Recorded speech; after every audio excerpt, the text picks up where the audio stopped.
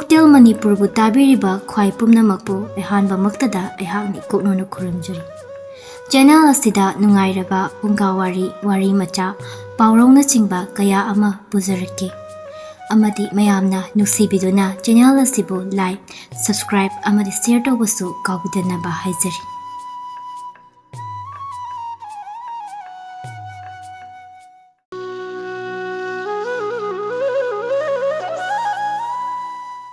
ꯉꯁꯤꯁꯨ ꯃꯌꯥꯝꯒꯤꯗꯃꯛꯇ ꯋꯥꯔꯤ ꯑꯃ ꯄꯨꯗꯨꯅ ꯂꯥꯛꯆꯔꯤ꯫ ꯋꯥꯔꯤ ꯑꯁꯤꯒꯤ ꯃꯃꯤꯡꯅ ꯆꯟꯗ꯭ꯔꯖꯤꯅꯤ꯫ ꯊꯥꯏꯅ ꯃꯃꯥꯡꯉꯩꯗ ꯍꯩꯕꯣꯛ ꯆꯤꯡꯒꯣꯟꯗ ꯀꯨꯟꯗꯣꯂꯇꯥ ꯀꯧꯕꯤ ꯃꯁꯛ ꯃꯇꯧ ꯅꯤꯡꯊꯤꯖꯈ꯭ꯔꯕꯤ ꯅꯤꯡꯊꯧꯒꯤ ꯃꯆꯥꯅꯨꯄꯤ ꯑꯃ ꯂꯩꯔꯝꯃꯤ꯫ ꯃꯍꯥꯛꯅ ꯃꯥꯒꯤ ꯃꯅꯥꯏ ꯄꯥꯈꯪ ꯑꯃꯒ ꯅꯨꯡꯁꯤ ꯆꯥꯟꯅꯕ ꯃꯔꯤ ꯂꯩꯅꯔꯝꯃꯤ꯫ ꯅꯣꯡꯃ ꯅꯨꯃꯤꯗꯥꯡ ꯋꯥꯏꯔꯝ ꯑꯃꯅꯤ, ꯀꯨꯟꯗꯣꯂꯇꯥꯒ ꯃꯥꯒꯤ ꯃꯅꯥꯏ ꯄꯥꯈꯪꯒ ꯑꯅꯤꯗꯨ ꯍꯩꯕꯣꯛ ꯆꯤꯡ ꯀꯥꯗꯨꯅ ꯃꯍꯧꯁꯥ ꯈꯨꯠꯁꯦꯝꯒꯤ ꯐꯖꯕ ꯌꯦꯡꯗꯨꯅ ꯋꯥꯔꯤ ꯋꯥꯇꯥꯏ ꯁꯥꯗꯨꯅ ꯑꯁꯨꯝ ꯂꯩꯔꯤꯉꯩꯗ ꯏꯈꯪ ꯈꯪꯍꯧꯗꯅ ꯂꯥꯃꯩꯅ ꯃꯥꯏꯀꯩ ꯃꯔꯤꯃꯛꯇꯒꯤ ꯑꯀꯤꯕ ꯐꯪꯅ ꯆꯥꯛꯁꯤꯜꯂꯛꯂꯦ꯫ ꯂꯥꯃꯩꯅ ꯉꯪꯉꯪ ꯈꯣꯡꯗꯨꯅ ꯂꯩꯊꯛ ꯂꯩꯈꯥ ꯑꯣꯟꯅ ꯆꯥꯛꯁꯤꯜꯂꯛꯄꯗ ꯄꯥꯈꯪ ꯂꯩꯁꯥꯕꯤ ꯑꯅꯤ ꯑꯗꯨ ꯆꯦꯟꯐꯝ ꯂꯩꯇꯗꯨꯅ ꯃꯩꯅ ꯆꯥꯛꯇꯨꯅ ꯁꯤꯕ ꯇꯥꯔꯦ꯫ ꯍꯤꯡꯅꯕꯒꯤ ꯄꯥꯝꯕꯩ ꯂꯩꯇ꯭ꯔꯕꯗ ꯃꯈꯣꯏ ꯑꯅꯤ ꯂꯦꯞꯅꯔꯦ꯫ ꯍꯌꯦꯡꯃꯨꯛꯀꯤ ꯃꯄꯣꯛꯇ ꯑꯩꯈꯣꯏ ꯑꯅꯤ ꯅꯨꯄꯤ ꯅꯨꯄꯥ ꯑꯣꯏꯅ ꯄꯣꯛꯅꯁꯤ꯫ ꯅꯨꯄꯤꯅ ꯅꯤꯡꯊꯧꯒꯤ ꯃꯆꯥꯅꯨꯄꯤ ꯑꯣꯏꯅ ꯄꯣꯛꯂꯒ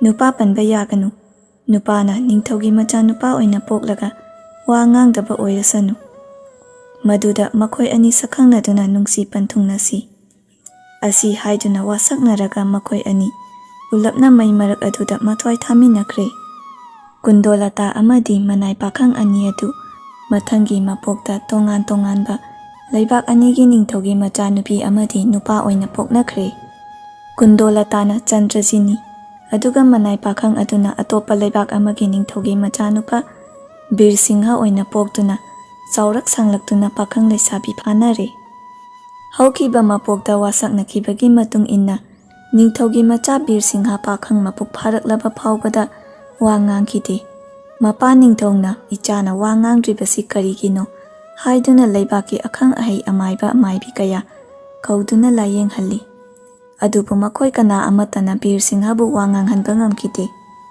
ꯃꯄꯥ ꯅꯤꯡꯊꯧꯅ ꯃꯆꯥꯅꯨꯄꯥꯕꯨ ꯂꯝ ꯀꯣꯏꯍꯟꯗꯨꯅ ꯃꯊ꯭ꯋꯥꯏ ꯅꯨꯡꯉꯥꯏꯍꯜꯂꯒ ꯋꯥ ꯉꯥꯡꯂꯛꯄ ꯌꯥꯏ ꯈꯟꯗꯨꯅ ꯃꯟꯇ꯭ꯔꯤꯒꯤ ꯃꯆꯥꯅꯨꯄꯥ ꯕꯨꯙꯤꯒ ꯂꯣꯏꯅꯅ ꯂꯝ ꯀꯣꯏꯍꯟꯅꯕ ꯊꯧꯔꯥꯡ ꯁꯤꯟꯕꯤꯈꯤ꯫ ꯕꯤꯔꯁꯤꯡꯍꯒ ꯕꯨꯙꯤꯒ ꯑꯅꯤꯅ ꯂꯝ ꯀꯣꯏꯗꯨꯅ ꯑꯁꯨꯝ ꯂꯥꯛꯄꯗ ꯑꯇꯣꯞꯄ ꯂꯩꯕꯥꯛ ꯑꯃ ꯌꯧꯔꯦ꯫ ꯍꯥꯏꯔꯤꯕ ꯂꯩꯕꯥꯛ ꯑꯁꯤꯒꯤ ꯅꯤꯡꯊꯧꯒꯤ ꯃꯆꯥꯅꯨꯄꯤ ꯆꯟꯗ꯭ꯔꯖꯤꯅꯤ ꯀꯧꯕꯤꯗꯨ ꯃꯁꯛ ꯃꯇꯧ ꯌꯥꯝꯅ ꯆꯪꯈꯣꯜꯂꯤ꯫ ꯑꯗꯨꯕꯨ ꯑꯉꯛꯄ ꯑꯃꯅ ꯃꯥꯒꯤ ꯃꯃꯥꯡꯗ ꯅꯨꯄꯥ ꯍꯥꯏꯕ ꯋꯥꯍꯩ ꯑꯁꯤ ꯄꯟꯕ ꯁꯨꯛꯌꯥ ꯌꯥꯗꯦ꯫ ꯆꯟꯗ꯭ꯔꯖꯤꯅꯤꯒꯤ ꯃꯥꯡꯗ ꯅꯨꯄꯥ ꯄꯜꯂꯨꯕꯗ ꯑꯋꯥꯕ ꯇꯥꯈꯤꯕ ꯀꯌꯥ ꯑꯃ ꯌꯥꯎꯈ꯭ꯔꯦ꯫ ꯑꯗꯨꯅ ꯃꯟꯇ꯭ꯔꯤ ꯈꯪꯗꯦ, ꯐꯝꯅꯥꯏ ꯐꯅꯥꯏꯕ ꯈꯪꯗꯦ, ꯀꯅꯥꯒꯨꯝꯕ ꯑꯃꯠꯇꯅ ꯔꯥꯖ ꯀꯩꯅꯥꯒꯤ ꯃꯃꯥꯡꯗ ꯅꯨꯄꯥ ꯄꯟꯕ ꯉꯝꯈꯤꯗꯦ꯫ ꯋꯥꯐꯝ ꯑꯁꯤ ꯂꯝ ꯀꯣꯏꯕ ꯂꯥꯛꯂꯤꯕ ꯕꯤꯔꯁꯤꯡꯍ ꯕꯨꯙꯤ ꯑꯅꯤꯅ ꯇꯥꯔꯗꯨꯅ ꯀꯣꯅꯨꯡꯗ ꯃꯥꯂꯤꯅꯤ ꯑꯣꯏꯕꯤ ꯑꯍꯜ ꯑꯃꯒꯤ ꯌꯨꯝꯗ ꯃꯈꯣꯏ ꯑꯅꯤ ꯊꯨꯡꯗꯨꯅ ꯂꯩꯔꯦ꯫ ꯃꯥꯂꯤꯅꯤꯅ ꯅꯨꯃꯤꯠ ꯈꯨꯗꯤꯡꯒꯤ ꯂꯩ ꯄꯔꯦꯡ ꯑꯃꯃꯝ ꯂꯦꯡꯗꯨꯅ ꯆꯟꯗ꯭ꯔꯖꯤꯅꯤꯗ ꯍꯦꯛ ꯍꯦꯛ ꯄꯤꯔꯝꯃꯤ꯫ ꯅꯣꯡꯃꯗꯤ ꯕꯨꯙꯤꯅ ꯃꯥꯂꯤꯅꯤ ꯑꯍꯟꯗꯨꯗ ꯑꯁꯨꯝꯅ ꯍꯥꯏꯔꯛꯏ,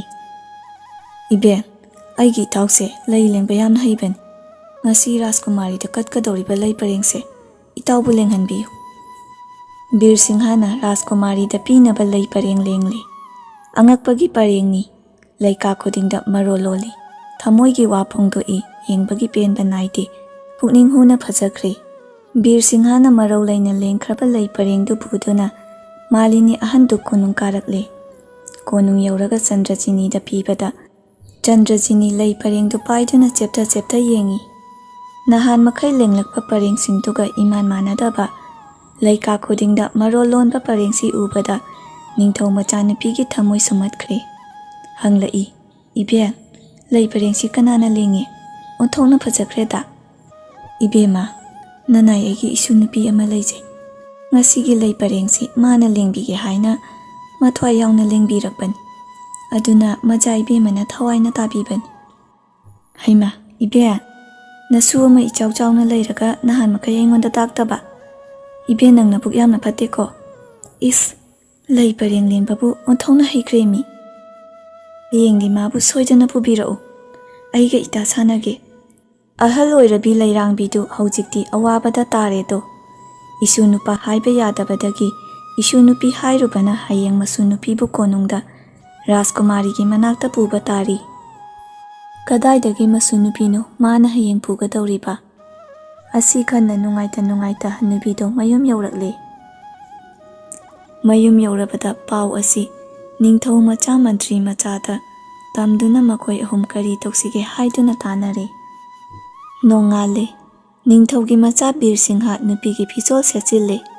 Angakpani yengbada nupi pungman male onthokna phajare. Phirol sechin chachinba loiraga lei hapa yendai adu pairaduna masuma ben konungda lakle. Chandrajini na harau koksilli. Makoi ani mata sanare. Numit thengjillaklaba matamda hannabagi matang oiraklabada Chandrajini na hairai. Ibet nangina sunupi itase ngasi ahingsima aigida thanamo. Aiga lekminarage. Wa asi tabada lairangbi ahandu pakhatpana loire. Aronbasi khanglaklabadi tandi phangba soidre. Laibak wathoksu oirani khanduna. Ibema hongnade topinu. Madi kari amata haija khangjadrebi nupi machani. Maja ibemada lonchat bebar khaiba yaukrabadi nana ibendi yamna nungaijararoi. Aduna pujakige. Isorna sinba thoksilbu kanana kakpa ngamgani.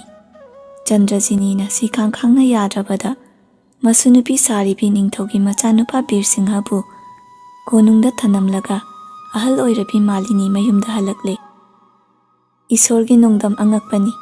Mapok ngaidagi wa nganglaktaba Bir Singha Chandrajini ubada wa nganglakle. Makoi anita ngairaba ahing thengjillaklaba matamda nupi macha saribi Bir Singhana hanglai. Ningthaugi macha ibema karigino ibemana nupa panba yadribasibo. Chandrajini khanghaudana saugalai. Bir Singha toidokna waraurude. Nupi machani khanduna ngakpire. Nongalaga mayumda halakle. Ningthau macha Bir Singha mantri macha buddhi anina sarau sinduna malini adubu namit karani konungda lei pareng thinba kahaludre. Nongma chatkibada Chandrajini na hangi. Ibe kaidore nahan makai laktrabade. Ahal oirabi lairangbi na khummi. Ibema isu nupi na tado kanna nabadagi nanai iben konung kajarakpa ngamdabani. Ibe aidi tadena adudi ai hauchingmak chatke itage anaba hangluge. Asumna hairabada hanubi na pakatna. Ibema nata adu laitre sirene. Asi hairaga hik kapsinnai. Chandrajini shu mata sire haibaduda thajaduna kappi. Asumna matam khara haukre. Nongma ningthaugi machanupi Raskaina Chandrajini na leita laira laitung leina pakpa mi singda sel thum likon khuji yenanaba kaithela chatli. Bir Singha piruk pirang khumjinduna laitung thungba saduna ningthau machanupi bu ngaiduna phamduna lei. Chandrajini na hek yaurakpaga Bir Singha na ningthau machanupi ki khutki nap lauduna sakraba marau leiraba marol lolaba khuji atu Chandrajini da pi. Khuji atu Chandrajini na munna yengi. Artha khangbagum tawi. Ningthau machanupi na napada chilliba marol lonba leihau apomba ama Bir Singha da pirami. Makoi animak yamna thuna bhap tanabagum tawi. Haukraba mapoki wari pumnamak khangnai. Bir Singha Chandrajini ani chana mari leinaba haurakle. Mi amata changba yadaba lairembigi laisangda makoi ani unasi sinaduna hauja ani ahumlak unare. Wari watai sanare. Punsi pantungnasi haina wasaknai. Makoi anina asumna aronbada unabasi. Ningthaugi mabuk phatraba barmantri na uraduna. Ningthauda tambadagi ningthau adu ikai kibana yang laukre. Nupa panba yadabi machanupi Chandrajini na lairembigi laisang manungda nupa amaga laiminare haiba wasi tabada ningthau adu saubana kham thengkre. Ningthauna phare barmantri nangi wapam asina achumba oiramlabadi lamket lam haibi nupidu leibak mamangda khonggoinake. Asi haiduna manai masel singda lairembigi laisangdu koisillaga Chandrajini amadi maga laiminaramba nupaduga anidu phaduna matik thokpa laknanaba yathang pikre. Yathang asi phangbaga mabuk phattaba bar mantrina lamjingladuna ningthaugi angam athau amadi laloi mayam chattuna lairembigi laisang adu koisilure. Laisang adugi manungda laiba birsinga amadi Chandrajini anina pausi tabada karam tausige haiduna khanare. Birsinghana laigi seba chatlibi nupiduda iben malinida khara tambiyu. Mana loiba san potma adugi manungda amadi migi ingkol changlubadagi phakre. San namadu khudongthiba thoktanaba thadokro haijarai haibiyu. Asumna haijare. Wafam asi laigi seba chatlibi nupina ahal oirabi malinida tamlurabada lausingsingba mantri macha budhina wari wakong pumnamak khangle. Mana malinida hanglai. Iben lairembigi mandir manungda changpasi kana kanadi yai. Ahalduna khumlai. Ibungo masida yabasi Chandrajinigi mama ibema Maharani asitang yai. Hare adudi iben ai mama Maharani sarage manbra yengbiyu. Asi haiduna mantri machana nupigi pijat setsille. Angakpani asengba mama Maharani tumakna asi yongna malamgadra haibadu yore. Khenaba machet ama phauba leitre. Matau asum tauna Maharani saduna mantri macha lairembigi laisang manungda changkhre. Koisinduna ngak seliba mayamduna changlaklibasi mama Maharani nate haiba ngamdabadagi wahang pahong taudana khurumduna changankre. Mantri machana laisang manung hek yaubaga ngaihak leiraga Chandrajini bu amuk Maharani sahanduna laisang adugi mapanda thokhankre. Madudagidi laisang manungda lairiba ningthau machaga mantri machagadu laingang sangba phi amamam sechille. Ut wai tairaga sadu saduna ganja kanna kanna chingduna laisang manungda phamduna leiri. Ngaihak leiraga ningthaugi phamnaiba khongloi amadi laloi singna laisang adugi thong hangdoklaga manungda changduna yengba matamdadi makhoina phage hotnariba Chandrajini dudi leiramdre. Madugi mahutta santhi uttaiba sadu anikak ganja taptana thakduna leirambadu thengnarure. Manai khara chenduna pau asi ningthauda hangatlure. Pau asi tabada ningthaudo yamna saure. Bar mantri kauraga hairai. Bar mantri nangna ichanupi leisabibu natta nattaba haijinduna ikaiba pinaba laknabani. Laisang manungda ichanupibu nangna nupa amaga wari saduna leihore haibadudi kadai. Maran sinaba panghai haijinbani achumbadi natredana. Adunadi haujik nang kari pami hayu. Bar mantri mamai ichap mukngangduna wa ngangpham khangdre. Ichumchumba waphamduna karam tauna soikriba. Bar mantrina ningthauda haijarai. Iningthau ibungo naja ibemaga nanai aiga ima lairembigi phangkhong amuktang painaduna laigi saki yengnajage. Aranba ama ut oina tumkrasan. Ningthauna phare maduna achumba wayel oiragani.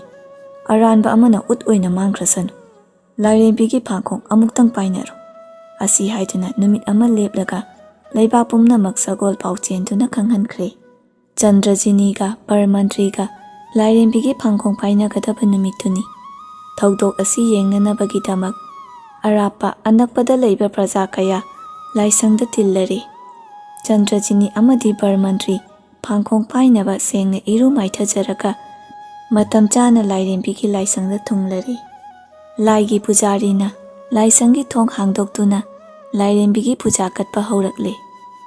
Puja katlaba matung pujarina Chandrajini bu kausinduna phangkhong painaba hairabada Chandrajini lairembigi phangkhong paiduna asumna wasaklai. Ima ibema nanaina haijaribasi achumba ngaktani.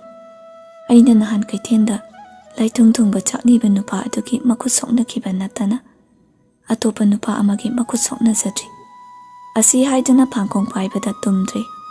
Tilliba mayamduna angakpa amadi haraubaga loinana tumdre launarai.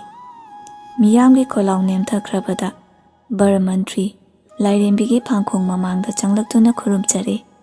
Aduga wasakle.